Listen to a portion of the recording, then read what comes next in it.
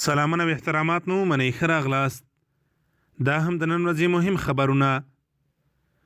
غني د سولې او مصالحې شورا جوړښت په تړاو له عبدالله سیاف او کرزي سره غږېدلی.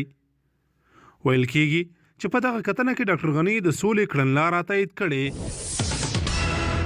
روزګان، بلخ او ننګرهار ولایتونو کې لسګونه دولتي عسکر طالبانو سره یوځای شوي.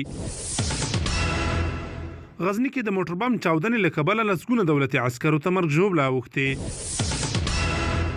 د پاکستان لومړی وزیر عمران خان وایي پر حکومت د پوځ فشار نشته، هره بهرنۍ تګلاره تحریک انصاف ګوند جوړوي. د قدس ځواکونو قومندان وایي چې ایرانی اتومي ساینسپو د امریکا په ګولۍ ویشتل شوی دی.